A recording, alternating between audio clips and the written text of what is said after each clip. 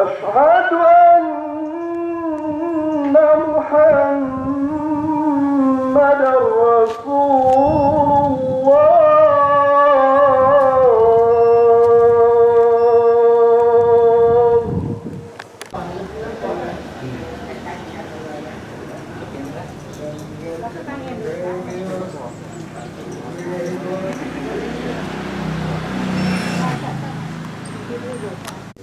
ไม่ดู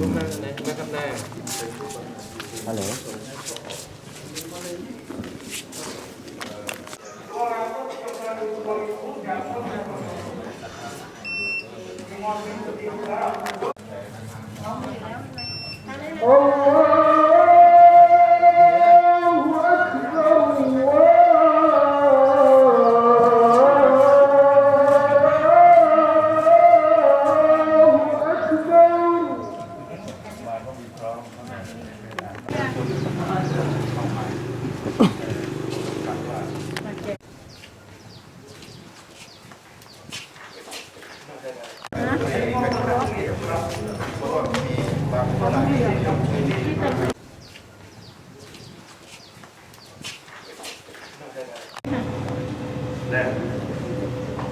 เดี๋ยวนะครับมาช่วยเป็นกำลัง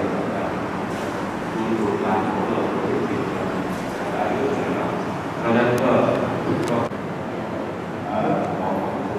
ทำในกรณีต้องคิดว่าศึกษาธิการว่าอะไรโอกาสข้างหน้าก็เป็นการเปิดด่านของแก่นะครับก็หลายแห่งยังไม่สามารถที่จะเปิดการละหมาดได้เนื่องจากยังมีข้อกำหนด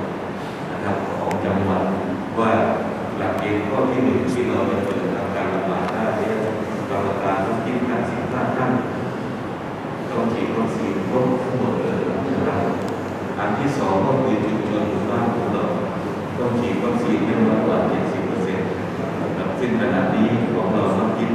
มาแต่ดูแลนี้ครบถ้วนทั้งหมดเลยตามหลักเกณฑ์ทั้งหมดนะครับจังหวัดก็เลยอนุญาตให้เราทำการละหมาดได้ซึ่งนั่นก็มีบางทีเนี่ยก็ทำให้พี่น้องในช่วงที่ผ่านมาเนี่ยอำเภอเบตงเนี่ยมีคนติดเชื้อไปทั้งหมด